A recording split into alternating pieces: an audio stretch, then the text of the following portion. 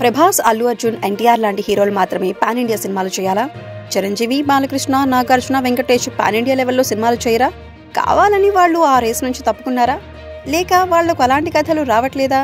పైన చెప్పుకున్న హీరోలకు ఏమాత్రం తీసిపోని విధంగా చిరంజీవికి మార్కెట్ ఉంది.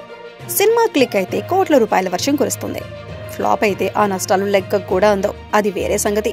సీనియర్లలో అత్యధిక పారితోషికం తీసుకుంటున్న చిరంజీవి నుంచి మాత్రం ఇప్పటి వరకు పాన్ ఇండియా సినిమా రాలేదు అనే కంటే ఆయన అలాంటి ప్రయత్నం చెయ్యలేదేమో అనుకోవాలి. రీ ఎంట్రీ ఇచ్చినప్పటి నుంచి ఇప్పటి వరకు చిరంజీవి కొన్ని హిట్స్, మరికొన్ని ఫ్లాపులు ఇచ్చారు. ఫ్లాపుల్ని వదిలేస్తే ఆయన హిట్స్ ఏవి నార్త్ బెల్ట్ కి క్లిక్ అవ్వలేదు. ప్రస్తుతం విశ్వంభర అనే సినిమా చేస్తున్నారు. ఇది పాన్ ఇండియా సబ్జెక్టే, ఖర్చు కూడా బాగానే చేస్తున్నారు. కానీ ఇక్కడ సమస్య ఖర్చు కాదు, విశ్వంభర సబ్జెక్టు నార్త్ జనాలకు పట్టాలి. అది జరిగితే చిరంజీవి పాన్ ఇండియా కల నెరవేరినట్టే. రీ ఎంట్రీలో కూడా బాలీవుడ్ లో మెరిసిన ఘనత సొంతమవుతుంది. బాలకృష్ణ ఆల్రెడీ ఆ దిశగా తన ప్రయత్నాలు ముమ్మరం చేశారు. భగవంత్ కేసరి సినిమాకు స్వయంగా తనే డబ్బింగ్ చెప్పి మరీ హిందీలో రిలీజ్ చేశారు. కాకపోతే సైమల్టేనియస్ రిలీజ్ కాదు. తాజాగా డాకు మహారాజు హిందీ వెర్షన్ కూడా రిలీజ్ అయింది. అయితే ఆ రెండు అక్కడ క్లిక్ అవ్వలేదు. బాలకృష్ణకు పాన్ ఇండియా ఇమేజ్ ఇవ్వలేదు. ఇప్పుడు బాలకృష్ణ తన ఆశలన్నీ అఖండ 2 పైన పెట్టుకున్నారు. దీనికి 2 కారణాలు.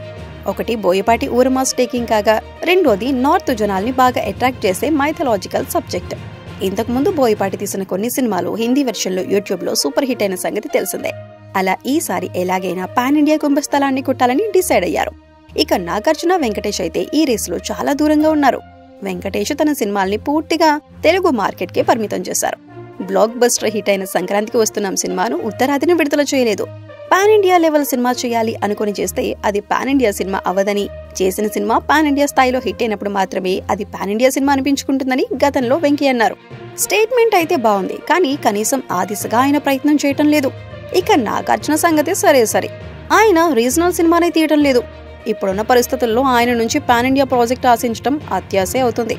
కాకపోతే ఈ లోటును కాస్త భర్తీ చేస్తూ భారీ ప్రాజెక్టుల్లో కీలక పాత్రలు పోషిస్తున్నారు నాగ్.